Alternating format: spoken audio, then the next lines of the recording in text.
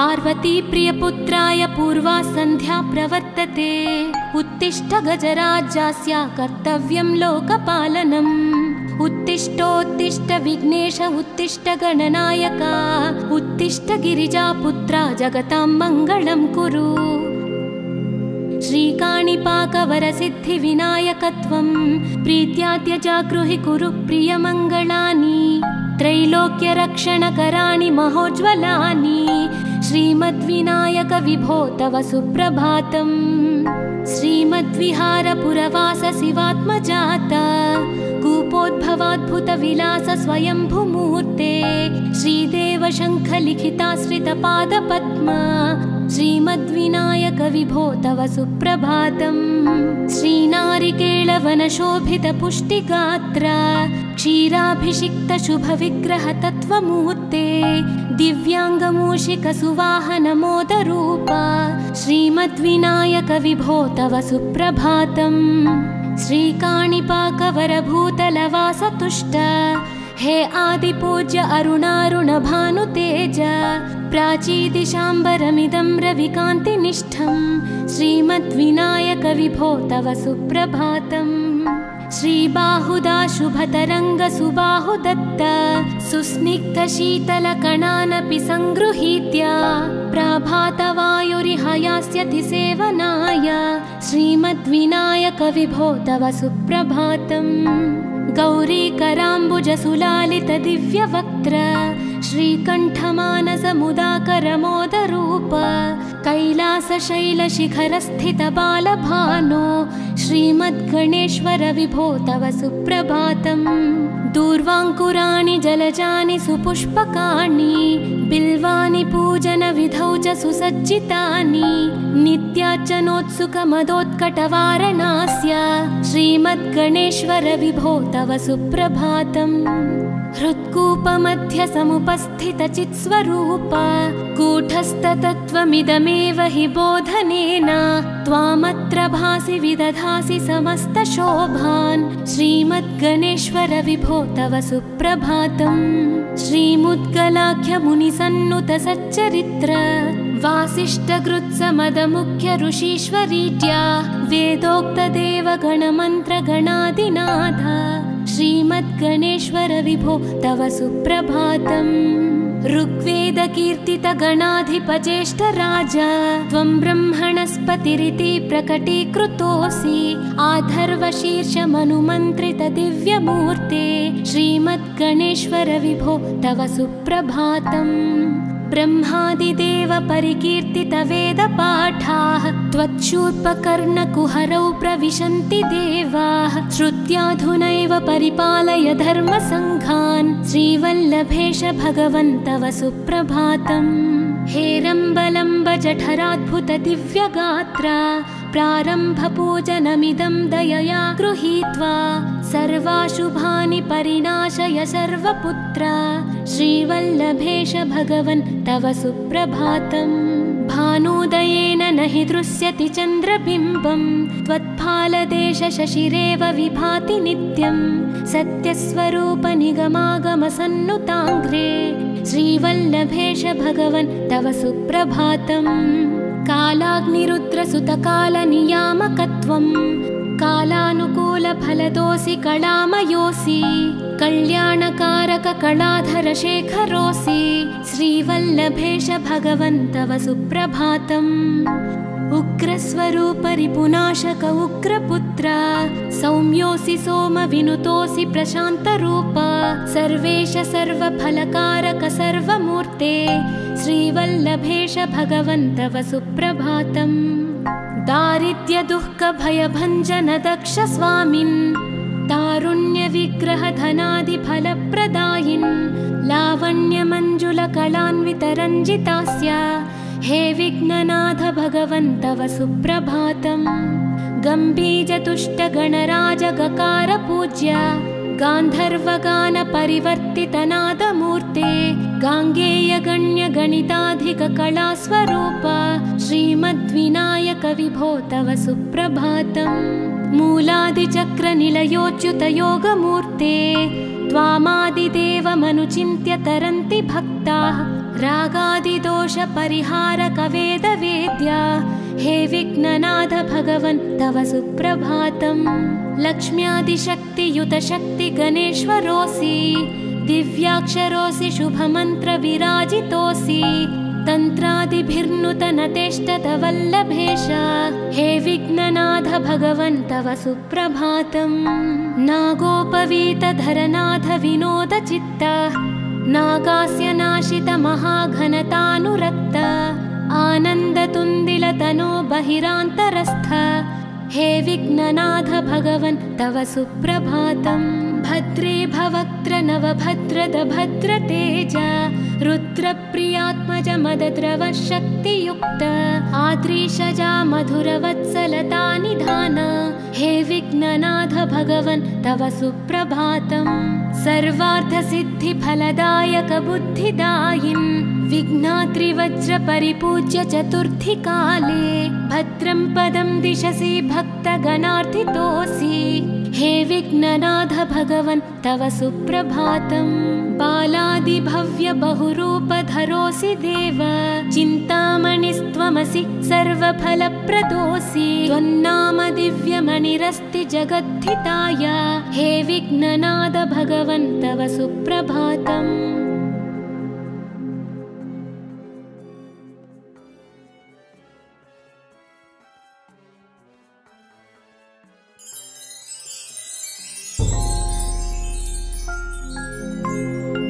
पार्वती प्रियपुत्राय पूर्वा सन्ध्या प्रवर्तते उत्तिष्ठ गजराज्यस्य कर्तव्यं लोकपालनम्। उत्तिष्ठोत्तिष्ठ विघ्नेश उत्तिष्ठ गणनायक उत्तिष्ठ गिरिजापुत्रा जगतां मङ्गलं कुरु। श्रीकाणिपाकवरसिद्धिविनायकत्वं प्रीत्याद्य जागृहि कुरु प्रियमङ्गलानि त्रैलोक्यरक्षणकराणि महोज्ज्वलानि श्रीमद्विनायक विभो तव सुप्रभातम्।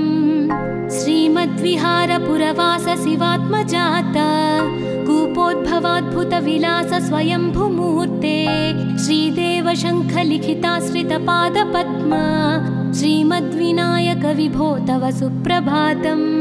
श्रीनारिकेळवनशोभितपुष्टिगात्र क्षीराभिषिक्त शुभविग्रह तत्त्वमूर्ते दिव्याङ्गमूषिकसुवाहनमोदरूप श्रीमद्विनायक विभो तव सुप्रभातम्। श्रीकाणिपाकवरभूतलवासतुष्ट हे आदिपूज्य अरुणारुणभानुतेज प्राचीदिशाम्बरमिदं रविकान्तिनिष्ठं श्रीमद्विनायक विभो तव सुप्रभातम्। श्रीबाहुदा शुभतरङ्गसुबाहुदत्त सुस्निग्धशीतलकणानपि सङ्गृहीत्य प्रभातवायुरिहयास्यति सेवनाय श्रीमद्विनायक विभो तव सुप्रभातम्। गौरीकराम्बुजसुलालित दिव्यवक्त्र श्रीकण्ठमानसमुदाकरमोदरूप कैलासशैलशिखरस्थित बालभानो श्रीमद्गणेश्वर विभो तव सुप्रभातम्।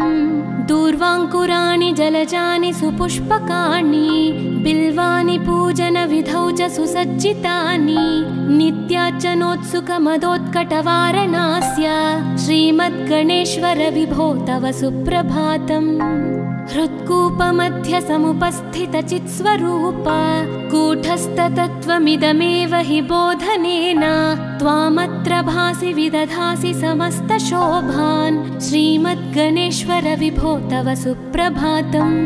श्रीमुद्गलाख्यमुनिसन्नुत सच्चरित्र वासिष्ठकृत्समदमुख्य ऋषीश्वरीज्या वेदोक्तदेवगणमन्त्रगणादिनाथ श्रीमद्गणेश्वर विभो तव सुप्रभातम्।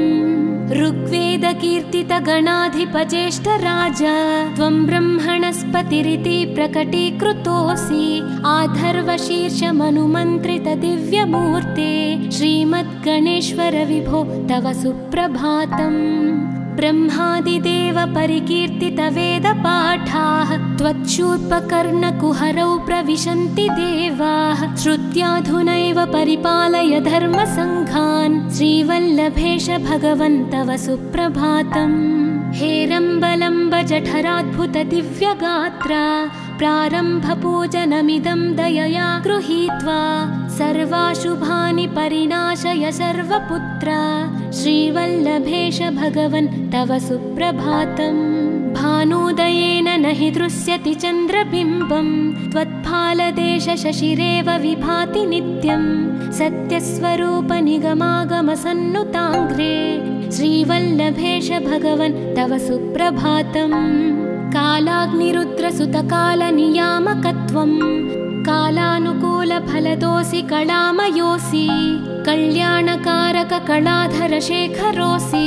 श्रीवल्लभेश भगवन् तव सुप्रभातम् उग्रस्वरूप रिपुनाशक उग्रपुत्र सौम्योऽसि सोमविनुतोऽसि प्रशान्तरूप सर्वेश सर्वफलकारक सर्वमूर्ते श्रीवल्लभेश भगवन् तव सुप्रभातम् दारिद्र्यदुःखभयभञ्जन दक्ष स्वामिन् तारुण्यविग्रहधनादिफलप्रदायिन् लावण्यमञ्जुलकलान्वितरञ्जितास्य हे विघ्ननाथ भगवन् तव सुप्रभातम् गम्भीजतुष्टगणराजगकार पूज्य गान्धर्वगानपरिवर्तितनादमूर्ते गाङ्गेयगण्यगणिताधिककलास्वरूप श्रीमद्विनायक विभो तव सुप्रभातम् मूलादिचक्रनिलयोच्युतयोगमूर्ते त्वामादिदेवमनुचिन्त्य तरन्ति भक्ताः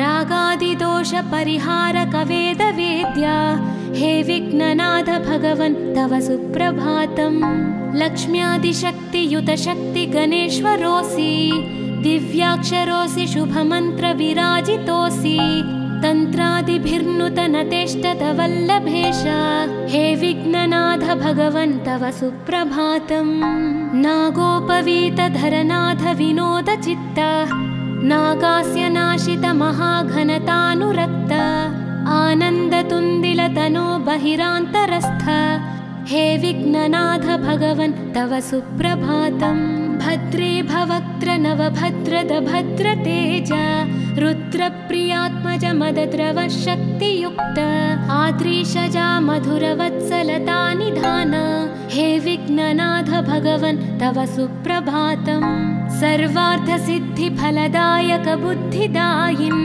विघ्नात्रिवज्रपरिपूज्य चतुर्थी काले भद्रं पदं दिशसि भक्तगणार्थितोऽसि हे विघ्ननाथ भगवन् तव सुप्रभातम् बालादिभव्य बहुरूपधरोऽसि देव चिन्तामणिस्त्वमसि सर्वफलप्रदोऽसि त्वन्नाम दिव्यमणिरस्ति जगद्धिताय हे विघ्ननाथ भगवन् तव सुप्रभातम्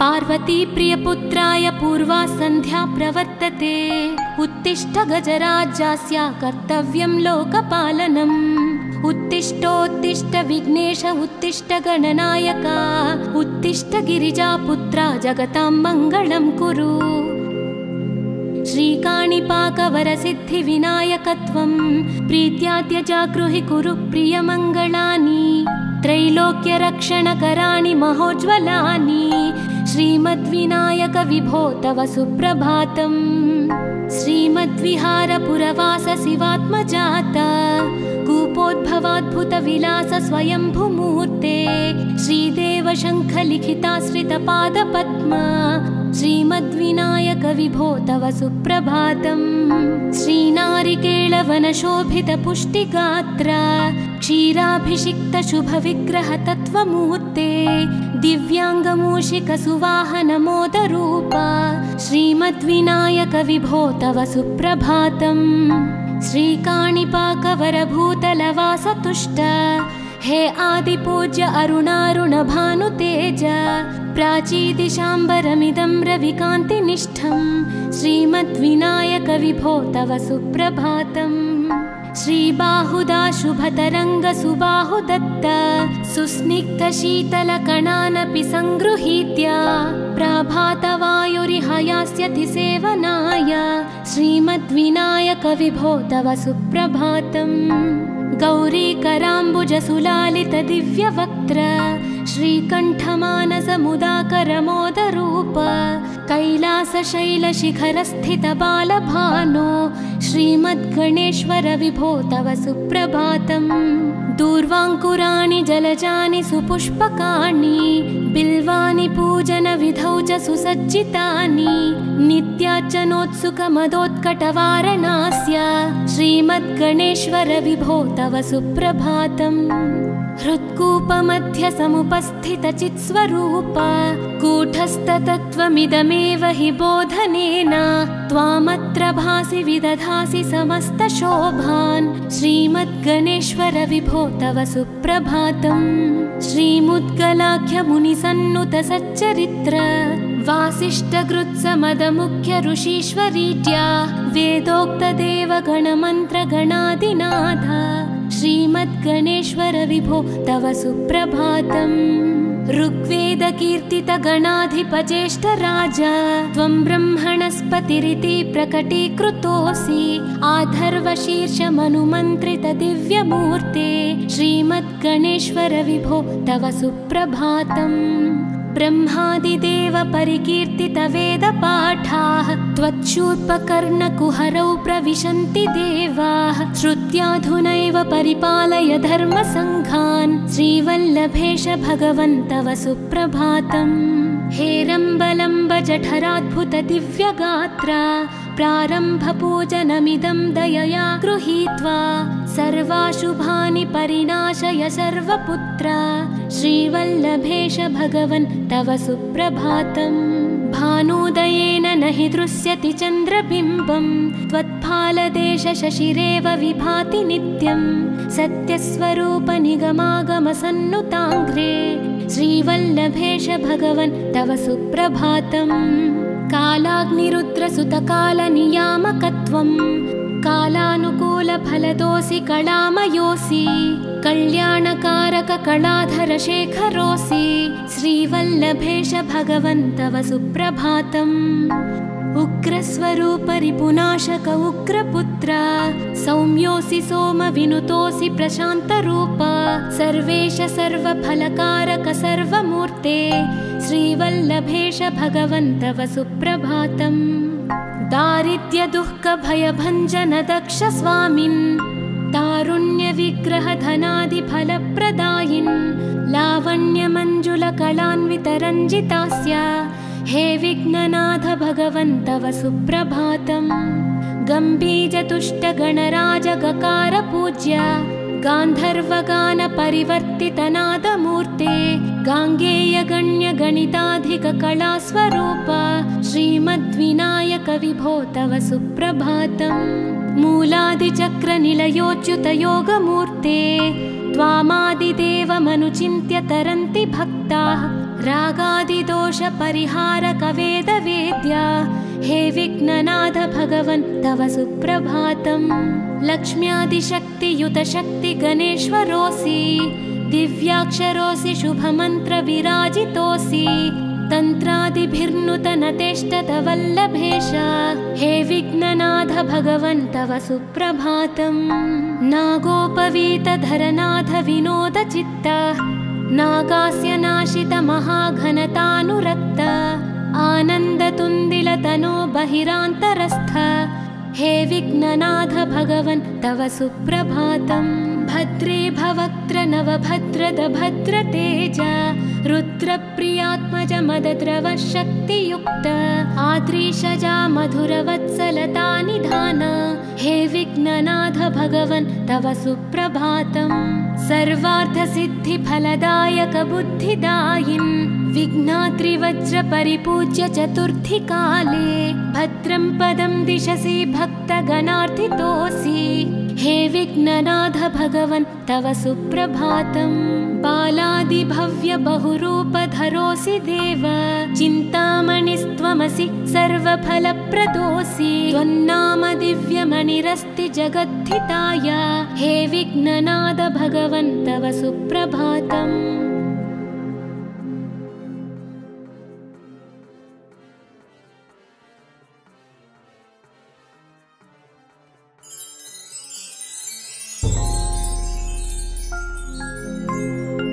पार्वती प्रियपुत्राय पूर्वा सन्ध्या प्रवर्तते उत्तिष्ठ गजराज्यस्य कर्तव्यं लोकपालनम् उत्तिष्ठोत्तिष्ठ विघ्नेश उत्तिष्ठ गणनायक उत्तिष्ठ गिरिजापुत्रा जगतां मङ्गलं कुरु श्रीकाणिपाकवरसिद्धिविनायकत्वं प्रीत्याद्य जागृहि कुरु प्रियमङ्गलानि त्रैलोक्यरक्षणकराणि महोज्ज्वलानि श्रीमद्विनायक विभो तव सुप्रभातम् श्रीमद्विहारपुरवास शिवात्मजात कूपोद्भवाद्भुतविलास स्वयंभुमूर्ते श्रीदेव शङ्खलिखिताश्रितपादपद्मा श्रीमद्विनायक विभो तव सुप्रभातम् श्रीनारिकेळवनशोभितपुष्टिगात्र क्षीराभिषिक्तशुभविग्रह तत्त्वमूर्ते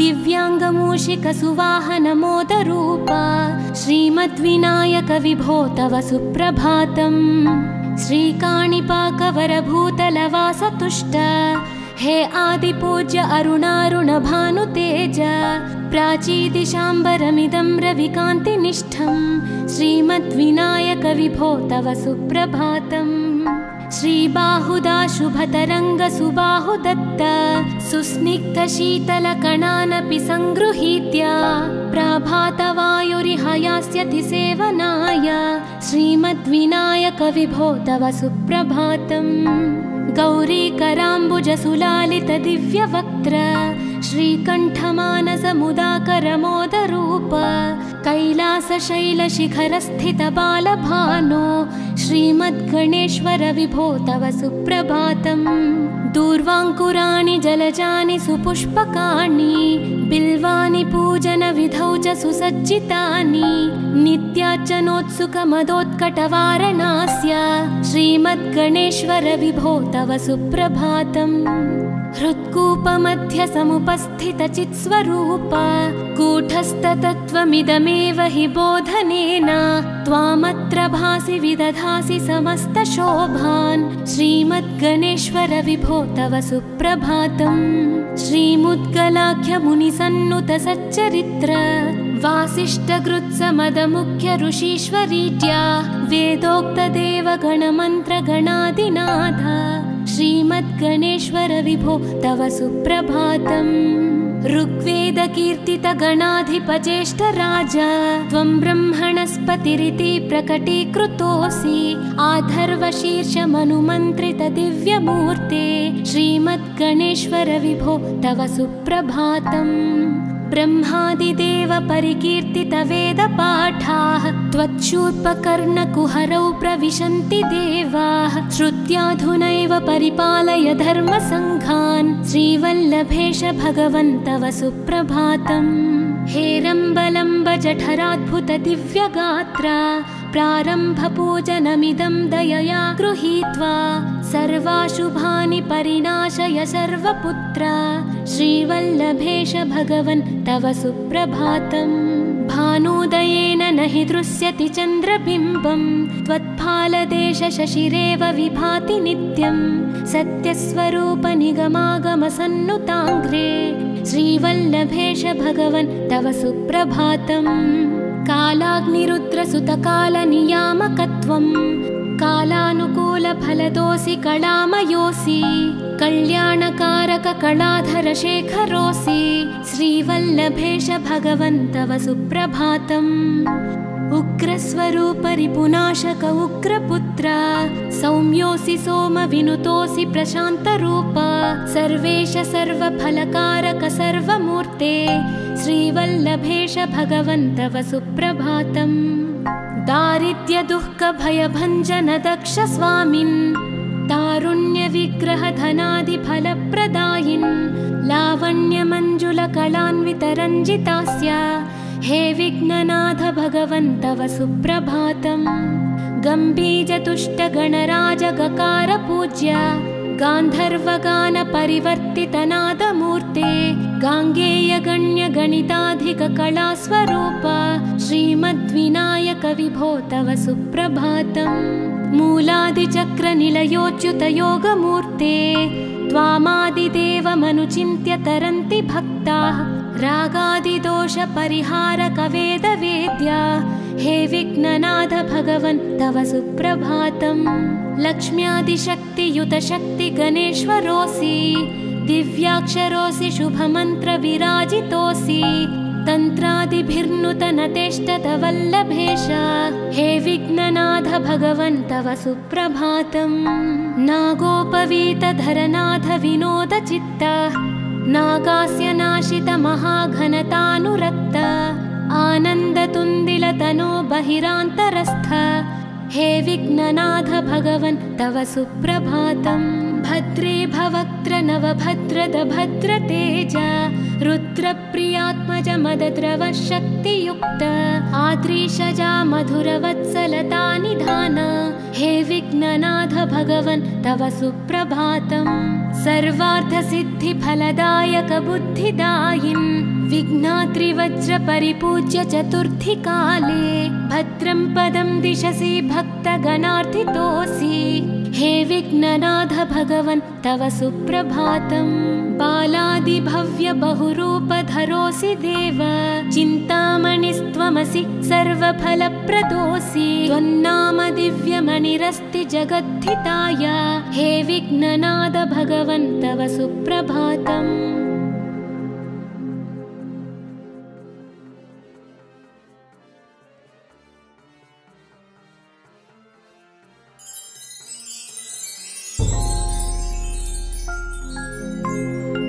पार्वती प्रियपुत्राय पूर्वा सन्ध्या प्रवर्तते उत्तिष्ठ गजराज्यास्य कर्तव्यं लोकपालनम्। उत्तिष्ठोत्तिष्ठ विघ्नेश उत्तिष्ठ गणनायक उत्तिष्ठ गिरिजापुत्रा जगतां मङ्गलं कुरु। श्रीकाणिपाकवरसिद्धिविनायकत्वं प्रीत्याद्य जागृहि कुरु प्रियमङ्गलानि त्रैलोक्यरक्षणकराणि महोज्ज्वलानि श्रीमद्विनायक विभो तव सुप्रभातम्। श्रीमद्विहारपुरवास शिवात्मजात कूपोद्भवाद्भुतविलास स्वयंभुमूर्ते श्रीदेव शङ्खलिखिताश्रितपादपद्म श्रीमद्विनायक विभो तव सुप्रभातम्। श्रीनारिकेळवनशोभितपुष्टिगात्र क्षीराभिषिक्तशुभविग्रहतत्त्वमूर्ते दिव्याङ्गमूषिकसुवाहनमोदरूप श्रीमद्विनायक विभो तव सुप्रभातम्। श्रीकाणिपाकवरभूतलवासतुष्ट हे आदिपूज्य अरुणारुणभानुतेज प्राचीदिशाम्बरमिदं रविकान्तिनिष्ठं श्रीमद्विनायक विभो तव सुप्रभातम्। श्रीबाहुदा शुभतरङ्गसुबाहुदत्त सुस्निग्धशीतलकणानपि सङ्गृहीत्य प्राभातवायुरिहयास्यति सेवनाय श्रीमद्विनायक विभो तव सुप्रभातम्। गौरीकराम्बुजसुलालितदिव्यवक्त्र श्रीकण्ठमानसमुदाकरमोदरूप कैलासशैलशिखरस्थितबालभानो श्रीमद्गणेश्वर विभो तव सुप्रभातम्। दूर्वाङ्कुराणि जलजानि सुपुष्पकाणि बिल्वानि पूजनविधौ च सुसज्जितानि नित्यार्चनोत्सुकमदोत्कटवारणास्य श्रीमद्गणेश्वर विभो तव सुप्रभातम्। हृत्कूपमध्यसमुपस्थितचित्स्वरूप कूटस्थतत्त्वमिदमेव हि बोधनेन त्वामत्र भासि विदधासि समस्तशोभान् श्रीमद्गणेश्वर विभो तव सुप्रभातम्। श्रीमुद्गलाख्यमुनिसन्नुतसच्चरित्र वासिष्ठकृत्समदमुख्य ऋषीश्वरीज्या वेदोक्तदेवगणमन्त्रगणादिनाथ श्रीमद्गणेश्वर विभो तव सुप्रभातम्। ऋग्वेदकीर्तितगणाधिपज्येष्ठराज त्वं ब्रह्मणस्पतिरिति प्रकटीकृतोऽसि। आधर्वशीर्षमनुमन्त्रितदिव्यमूर्ते श्रीमद्गणेश्वर विभो तव सुप्रभातम्। ब्रह्मादिदेव परिकीर्तितवेदपाठाः त्वच्छूर्पकर्णकुहरौ प्रविशन्ति देवाः। श्रुत्याधुनैव परिपालय धर्मसङ्घान् श्रीवल्लभेश भगवन् तव सुप्रभातम्। हेरम्बलम्ब जठराद्भुत दिव्यगात्रा प्रारम्भपूजनमिदं दयया गृहीत्वा। सर्वाशुभानि परिनाशय सर्वपुत्रा श्रीवल्लभेश भगवन् तव सुप्रभातम्। भानुदयेन न हि दृश्यति चन्द्रबिम्बं त्वत्फालदेश शशिरेव विभाति नित्यं। सत्यस्वरूप निगमागमसन्नुताङ्घ्रे श्रीवल्लभेश भगवन् तव सुप्रभातम्। कालाग्निरुद्रसुतकालनियामकत्वं कालानुकूलफलदोऽसि कलामयोऽसि। कल्याणकारक कलाधरशेखरोऽसि श्रीवल्लभेश भगवन् तव सुप्रभातम्। उग्रस्वरूप रिपुनाशक उग्रपुत्र सौम्योऽसि सोमविनुतोऽसि प्रशान्तरूप। सर्वेश सर्वफलकारक सर्वमूर्ते श्रीवल्लभेश भगवन् तव सुप्रभातम्।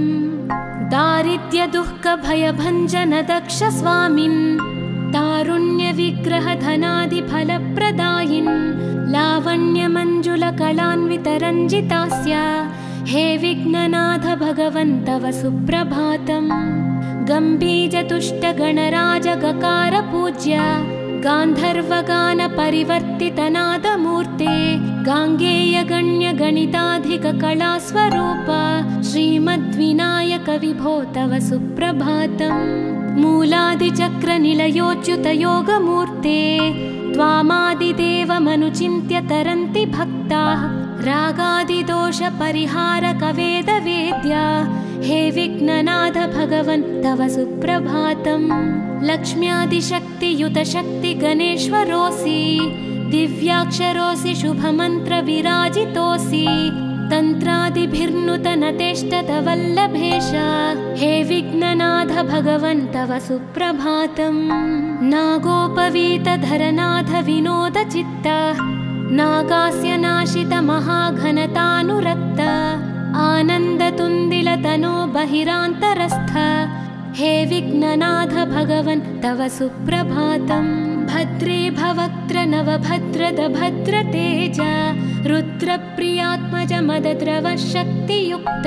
आद्रीशजा मधुरवत्सलता निधान हे विघ्ननाथ भगवन् तव सुप्रभातम्। सर्वार्थसिद्धिफलदायक बुद्धिदायिन् विघ्नात्रिवज्रपरिपूज्य चतुर्थीकाले। भद्रं पदं दिशसि भक्तगणार्थितोऽसि हे विघ्ननाथ भगवन् तव सुप्रभातम्। बालादिभव्य बहुरूपधरोऽसि देव चिन्तामणिस्त्वमसि सर्वफलप्रदोऽसि। त्वन्नाम दिव्यमणिरस्ति जगद्धिताय हे विघ्ननाथ भगवन् तव सुप्रभातम्।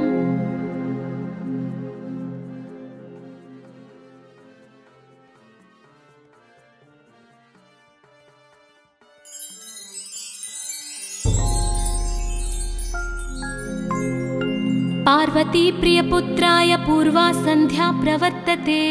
उत्तिष्ठ गजराज्यास्य कर्तव्यं लोकपालनम्। उत्तिष्ठोत्तिष्ठ विघ्नेश उत्तिष्ठ गणनायक। उत्तिष्ठ गिरिजापुत्रा जगतां मङ्गलं कुरु। श्रीकाणिपाकवरसिद्धिविनायकत्वं प्रीत्याद्य जागृहि कुरु प्रियमङ्गलानि। त्रैलोक्यरक्षणकराणि महोज्ज्वलानि श्रीमद्विनायक विभो तव सुप्रभातम्। श्रीमद्विहारपुरवास शिवात्मजात कूपोद्भवाद्भुतविलास स्वयंभूमूर्ते। श्रीदेव बिल्वशङ्खलिखिताश्रितपादपद्मा श्रीमद्विनायक विभो तव सुप्रभातम्। श्रीनारिकेळवनशोभितपुष्टिगात्रा क्षीराभिषिक्तशुभविग्रहतत्त्वमूर्ते दिव्याङ्गमूषिकसुवाहनमोदरूपा श्रीमद्विनायक विभो तव सुप्रभातम्। श्रीकाणिपाकवरभूतलवासतुष्ट हे आदिपूज्य अरुणारुणभानुतेज प्राचीदिशाम्बरमिदं रविकान्तिनिष्ठं श्रीमद्विनायक विभो तव सुप्रभातम्। श्रीबाहुदा शुभतरङ्गसुबाहुदत्त सुस्निग्धशीतलकणानपि सङ्गृहीत्य प्रभातवायुरिह यास्यति सेवनाय श्रीमद्विनायक विभो तव सुप्रभातम्। गौरीकराम्बुजसुलालितदिव्यवक्त्र श्रीकण्ठमानसमुदाकरमोदरूप कैलासशैलशिखरस्थितबालभानो श्रीमद्गणेश्वर विभो तव सुप्रभातम्। दूर्वाङ्कुराणि जलजानि सुपुष्पकाणि बिल्वानि पूजनविधौ च सुसज्जितानि नित्यार्चनोत्सुकमदोत्कटवारणास्य श्रीमद्गणेश्वर विभो तव सुप्रभातम्। हृत्कूपमध्यसमुपस्थितचित्स्वरूप कूटस्थतत्त्वमिदमेव हि बोधनेन त्वामत्र भासि विदधासि समस्तशोभान् श्रीमद्गणेश्वर विभो तव सुप्रभातम्। श्रीमुद्गलाख्यमुनिसन्नुतसच्चरित्र वासिष्ठकृत्समदमुख्य ऋषीश्वरीड्या वेदोक्तदेवगणमन्त्रगणादिनाथ श्रीमद्गणेश्वर विभो तव सुप्रभातम्। ऋग्वेदकीर्तितगणाधिपज्येष्ठराज त्वं ब्रह्मणस्पतिरिति प्रकटीकृतोऽसि आधर्वशीर्षमनुमन्त्रितदिव्यमूर्ते श्रीमद्गणेश्वर विभो तव सुप्रभातम्। ब्रह्मादिदेव परिकीर्तितवेदपाठाः त्वच्छूर्पकर्णकुहरौ प्रविशन्ति देवाः श्रुत्याधुनैव परिपालय धर्मसङ्घान् श्रीवल्लभेश भगवन् तव सुप्रभातम्। हेरम्बलम्बजठराद्भुतदिव्यगात्रा प्रारम्भपूजनमिदं दयया गृहीत्वा सर्वाशुभानि परिनाशय सर्वपुत्र श्रीवल्लभेश भगवन् तव सुप्रभातम्। भानुदयेन न हि दृश्यति चन्द्रबिम्बं त्वत्फालदेशशशिरेव विभाति नित्यं सत्यस्वरूपनिगमागमसन्नुताङ्घ्रे श्रीवल्लभेश भगवन् तव सुप्रभातम्। कालाग्निरुद्रसुतकालनियामकत्वं कालानुकूलफलदोऽसि कलामयोऽसि कल्याणकारककलाधरशेखरोऽसि श्रीवल्लभेश भगवन् तव सुप्रभातम्। उग्रस्वरूपरिपुनाशक उग्रपुत्र सौम्योऽसि सोमविनुतोऽसि प्रशान्तरूप सर्वेश सर्वफलकारक सर्वमूर्ते श्रीवल्लभेश भगवन् तव सुप्रभातम्। दारिद्र्यदुःखभयभञ्जन दक्ष स्वामिन् तारुण्यविग्रहधनादिफलप्रदायिन् लावण्यमञ्जुलकलान्वितरञ्जितास्य हे विघ्ननाथ भगवन् तव सुप्रभातम्। गम्भीरतुष्टगणराजगकार गान्धर्वगानपरिवर्तितनादमूर्ते गाङ्गेयगण्यगणिताधिककलास्वरूप श्रीमद्विनायक विभो तव सुप्रभातम्। मूलादिचक्रनिलयोच्युतयोगमूर्ते त्वामादिदेवमनुचिन्त्य तरन्ति भक्ताः रागादिदोषपरिहारकवेदवेद्या हे विघ्ननाथ भगवन् तव सुप्रभातम्।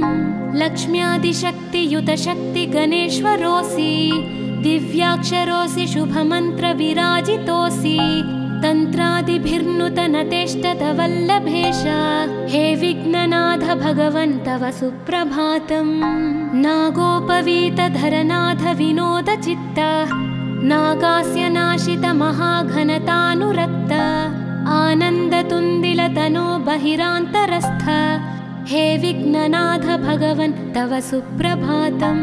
भद्रे भवक्त्र नवभद्रद भद्रतेज रुद्रप्रियात्मज मदद्रव शक्तियुक्त आद्रीशजा मधुरवत्सलता निधान हे विघ्ननाथ भगवन् तव सुप्रभातम् सर्वार्थसिद्धिफलदायक बुद्धिदायिन् विघ्नाद्रिवज्र परिपूज्य चतुर्थी काले भद्रं पदं दिशसि भक्तगणार्थितोऽसि हे विघ्ननाथ भगवन् तव सुप्रभातम् बालादिभव्य बहुरूपधरोऽसि देव चिन्तामणिस्त्वमसि सर्वफलप्रदोऽसि त्वन्नाम दिव्यमणिरस्ति जगद्धिताय हे विघ्ननाथ भगवन् तव सुप्रभातम्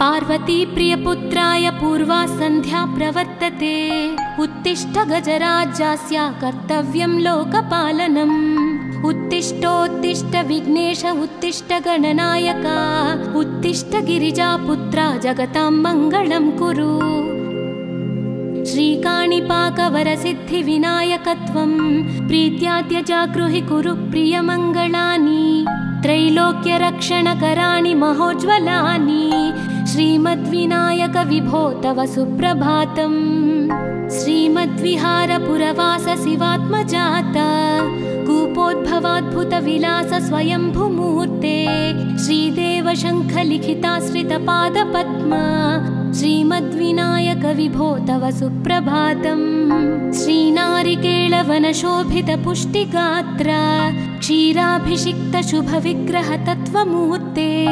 दिव्याङ्गमूषिकसुवाहनमोदरूप श्रीमद्विनायक विभो तव सुप्रभातम् श्रीकाणिपाकवरभूतलवासतुष्ट हे आदिपूज्य अरुणारुणभानुतेज प्राचीदिशाम्बरमिदं रविकान्तिनिष्ठं श्रीमद्विनायक विभो तव सुप्रभातम् श्रीबाहुदा शुभतरङ्गसुबाहुदत्त सुस्निग्धशीतलकणानपि सङ्गृहीत्य प्रभातवायुरिहयास्यति सेवनाय श्रीमद्विनायक विभो तव सुप्रभातम् गौरीकराम्बुजसुलालित दिव्यवक्त्र श्रीकण्ठमानसमुदाकरमोदरूप कैलासशैलशिखरस्थित बालभानो श्रीमद्गणेश्वर विभो तव सुप्रभातम् दूर्वाङ्कुराणि जलजानि सुपुष्पकाणि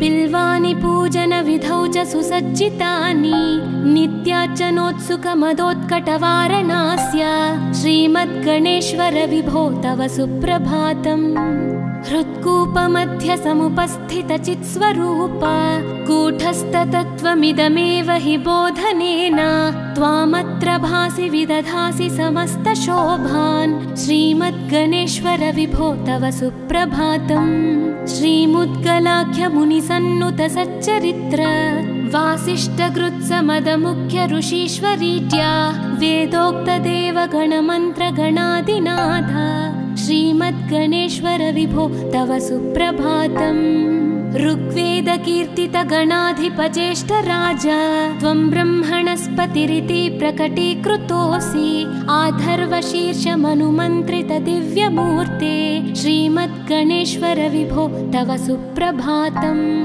ब्रह्मादिदेव परिकीर्तित वेदपाठाः त्वच्छूर्पकर्णकुहरौ प्रविशन्ति देवाः श्रुत्याधुनैव परिपालय धर्मसङ्घान् श्रीवल्लभेश भगवन् तव सुप्रभातम् हेरम्बलम्ब जठराद्भुत दिव्यगात्र प्रारम्भपूजनमिदं दयया गृहीत्वा सर्वाशुभानि परिनाशय सर्वपुत्र श्रीवल्लभेश भगवन् तव सुप्रभातम् भानुदयेन न हि दृश्यति चन्द्रबिम्बं त्वत्फालदेश शशिरेव विभाति नित्यं सत्यस्वरूप निगमागमसन्नुताङ्घ्रे श्रीवल्लभेश भगवन् तव सुप्रभातम् कालाग्निरुद्रसुतकालनियामकत्वं कालानुकूलफलदोऽसि कलामयोऽसि कल्याणकारक कलाधर शेखरोऽसि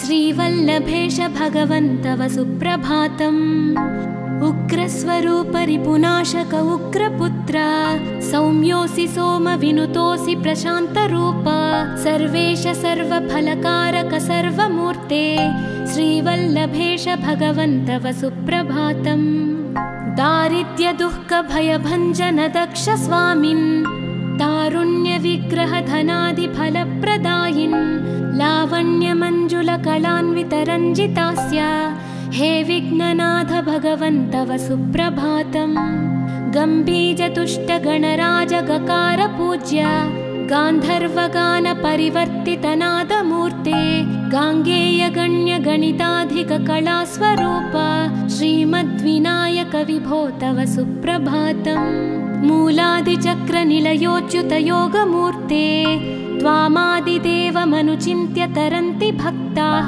रागादिदोषपरिहारकवेदवेद्य हे विघ्ननाथ भगवन् तव सुप्रभातम् लक्ष्म्यादिशक्तियुतशक्तिगणेश्वरोऽसि दिव्याक्षरोऽसि शुभमन्त्रविराजितोऽसि तन्त्रादिभिर्नुतनतेष्टतवल्लभेश हे विघ्ननाथ भगवन् तव सुप्रभातम् नागोपवीतधरनाथ विनोदचित्त नागास्य नाशित महाघनतानुरक्त आनन्दतुन्दिलतनो बहिरान्तरस्थ हे विघ्ननाथ भगवन् तव सुप्रभातम् भद्रे भवक्त्र नवभद्रद भद्रतेज रुद्रप्रियात्मज मदद्रव शक्तियुक्त आद्रीशजा मधुरवत्सलता निधान हे विघ्ननाथ भगवन् तव सुप्रभातम् सर्वार्थसिद्धिफलदायक बुद्धिदायिन्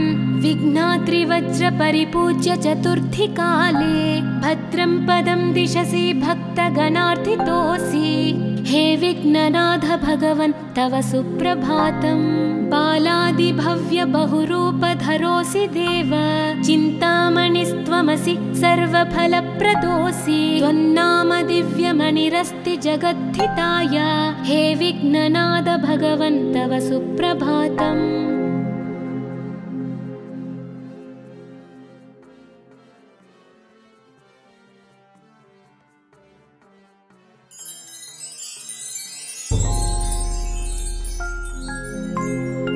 पार्वती प्रियपुत्राय पूर्वा सन्ध्या प्रवर्तते उत्तिष्ठ गजराज्यास्य कर्तव्यं लोकपालनम् उत्तिष्ठोत्तिष्ठ विघ्नेश उत्तिष्ठ गणनायका उत्तिष्ठ गिरिजापुत्रा जगतां मङ्गलं कुरु श्रीकाणिपाकवरसिद्धिविनायकत्वं प्रीत्याद्य जागृहि कुरु प्रियमङ्गलानि त्रैलोक्यरक्षणकराणि महोज्ज्वलानि श्रीमद्विनायक विभो तव सुप्रभातम् श्रीमद्विहारपुरवास शिवात्मजात कूपोद्भवाद्भुतविलास स्वयंभुमूर्ते श्रीदेव शङ्खलिखिताश्रितपादपद्मा श्रीमद्विनायक विभो तव सुप्रभातम् श्रीनारिकेळवनशोभितपुष्टिगात्र क्षीराभिषिक्तशुभविग्रहतत्त्वमूर्ते दिव्याङ्गमूषिकसुवाहनमोदरूप श्रीमद्विनायक विभो तव सुप्रभातम् श्रीकाणिपाकवरभूतलवासतुष्ट हे आदिपूज्य अरुणारुणभानुतेज प्राचीदिशाम्बरमिदं रविकान्तिनिष्ठं श्रीमद्विनायक विभो तव सुप्रभातम् श्रीबाहुदा शुभतरङ्गसुबाहुदत्त सुस्निग्धशीतलकणानपि सङ्गृहीत्य प्राभातवायुरिहयास्यति सेवनाय श्रीमद्विनायक विभो तव सुप्रभातम् गौरीकराम्बुजसुलालितदिव्यवक्त्र श्रीकण्ठमानसमुदाकरमोदरूप कैलासशैलशिखरस्थितबालभानो श्रीमद्गणेश्वर विभो तव सुप्रभातम् दूर्वाङ्कुराणि जलजानि सुपुष्पकाणि बिल्वानि पूजनविधौ च सुसज्जितानि नित्यार्चनोत्सुकमदोत्कटवारणास्य श्री श्रीमद्गणेश्वर विभो तव सुप्रभातम् हृत्कूपमध्य समुपस्थितचित्स्वरूप कूटस्थतत्त्वमिदमेव हि बोधनेन त्वामत्र भासि विदधासि समस्तशोभान् श्रीमद्गणेश्वर विभो तव सुप्रभातम् श्रीमुद्गलाख्यमुनिसन्नुत सच्चरित्र वासिष्ठगृत्समदमुख्य ऋषीश्वरीट्या वेदोक्तदेवगणमन्त्रगणादिनाथ श्रीमद्गणेश्वर विभो तव सुप्रभातम् ऋग्वेदकीर्तितगणाधिपज्येष्ठराजा त्वं ब्रह्मणस्पतिरिति प्रकटीकृतोऽसि आधर्वशीर्षमनुमन्त्रितदिव्यमूर्ते श्रीमद्गणेश्वर विभो तव सुप्रभातम् ब्रह्मादिदेव परिकीर्तितवेदपाठाः त्वच्छूर्पकर्णकुहरौ प्रविशन्ति देवाः श्रुत्याधुनैव परिपालय धर्मसङ्घान् श्रीवल्लभेश भगवन् तव सुप्रभातम् हेरम्बलम्ब जठराद्भुत दिव्यगात्रा प्रारम्भपूजनमिदं दयया गृहीत्वा सर्वाशुभानि परिनाशय सर्वपुत्रा श्रीवल्लभेश भगवन् तव सुप्रभातम् भानोदयेन न हि दृश्यति चन्द्रबिम्बं त्वत्फालदेश शशिरेव विभाति नित्यं सत्यस्वरूप निगमागमसन्नुताङ्घ्रे श्रीवल्लभेश भगवन् तव सुप्रभातम् कालाग्निरुद्रसुतकालनियामकत्वं कालानुकूलफलदोऽसि कलामयोऽसि कल्याणकारक कलाधर शेखरोऽसि श्रीवल्लभेश भगवन् तव सुप्रभातम् उग्रस्वरूप रिपुनाशक उग्रपुत्र सौम्योऽसि सोमविनुतोऽसि प्रशान्तरूप सर्वेश सर्वफलकारक सर्वमूर्ते श्रीवल्लभेश भगवन् तव सुप्रभातम् दारिद्र्यदुःखभयभञ्जन दक्ष स्वामिन् तारुण्यविग्रह धनादिफलप्रदायिन् लावण्यमञ्जुलकलान्वितरञ्जितास्य हे विघ्ननाथ भगवन् तव सुप्रभातम् गम्भीजतुष्टगणराजगकार पूज्य गान्धर्वगान परिवर्तितनादमूर्ते गाङ्गेयगण्यगणिताधिककलास्वरूप श्रीमद्विनायक विभो तव सुप्रभातम् मूलादिचक्रनिलयोच्युतयोगमूर्ते त्वामादिदेवमनुचिन्त्य तरन्ति भक्ताः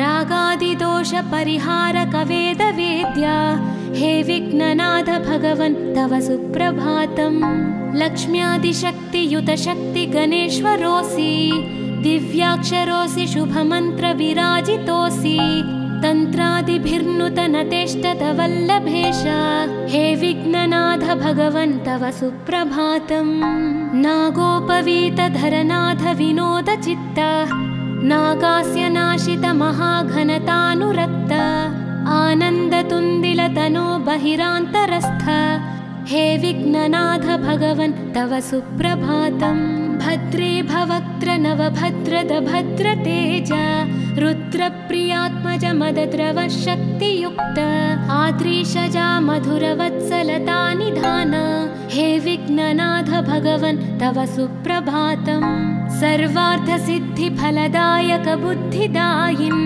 विघ्नात्रिवज्र परिपूज्य चतुर्थी काले भद्रं पदं दिशसि भक्तगणार्थितोऽसि हे विघ्ननाथ भगवन् तव सुप्रभातम् बालादिभव्य बहुरूपधरोऽसि देव चिन्तामणिस्त्वमसि सर्वफलप्रदोऽसि त्वन्नाम दिव्यमणिरस्ति जगद्धिताय हे विघ्ननाथ भगवन् तव सुप्रभातम्